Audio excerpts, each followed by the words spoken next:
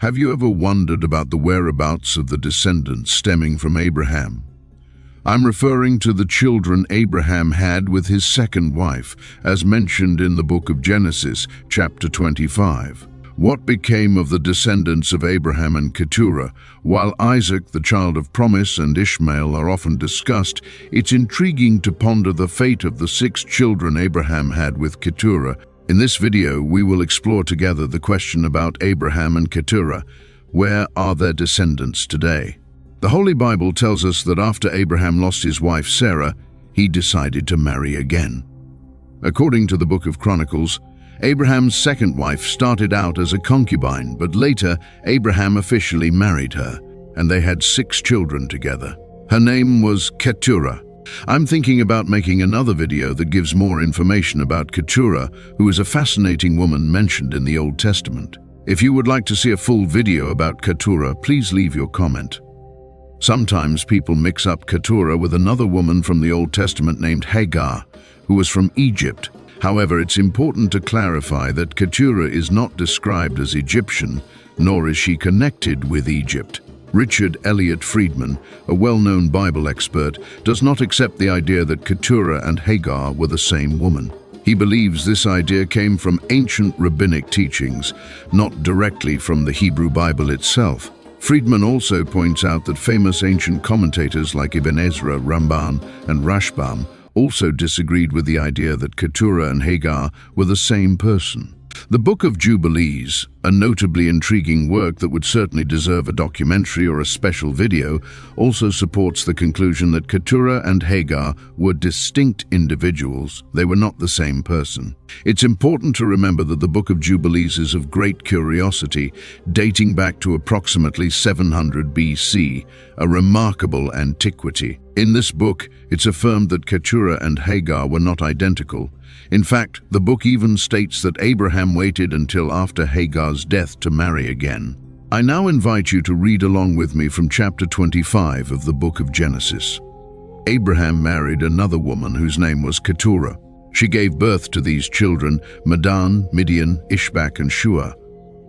Dedan's descendants were the Asurim, Letushim, and Lumim.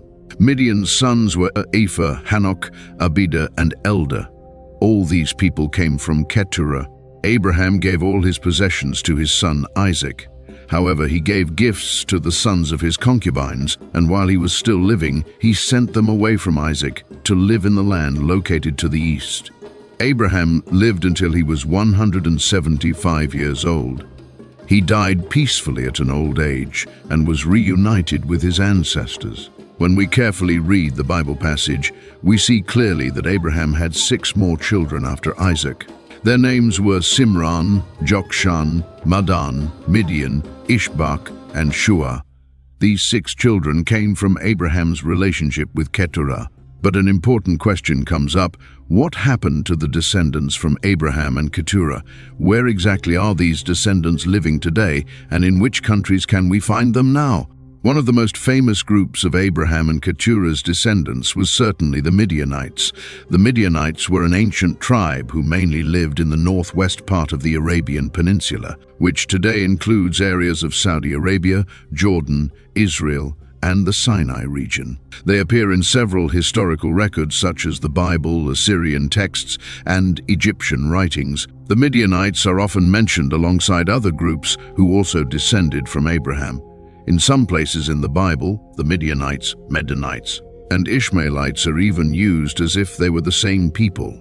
See Genesis 37:28-36 and Judges 8:24. It's very likely that these 3 groups married among each other, which means the descendants of Abraham's children from his concubines joined together as one family through marriages.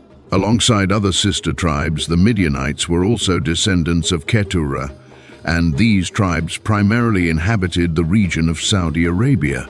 Specifically, the descendants of Abraham and Keturah are present today in Saudi Arabia and also Bahrain. The latter country hosts a considerable number of descendants of Abraham and Keturah. The tribes stemming from the 6 children of Abraham and Keturah are dispersed across various parts of Saudi Arabia as well as Bahrain. Notably, it appears that one tribe from Keturah's lineage occupied an area of Saudi Arabia near the borders with Jordan, including the ancient region of Edom. This observation is corroborated by the fact that the Book of Job mentions one of Job's friends as a Shuhite.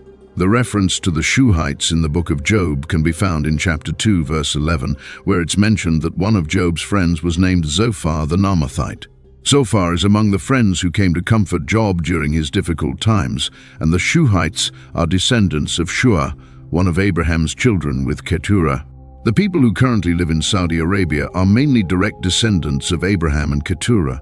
The 6 tribes that came from Keturah are an important part of the population in Saudi Arabia and form the foundation of its people. The residents of Saudi Arabia, including the well-known Midianites, are all linked to Abraham's family line.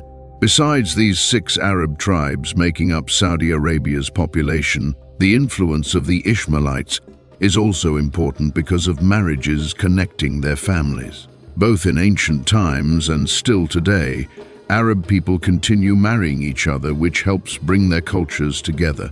Apart from Abraham's descendants, it's also important to mention that Saudi Arabia is home to people from the Cushite group. Some descendants of Cush, who originally came from Ethiopia, Somalia, and other African countries, have settled in the areas covering Yemen and Oman.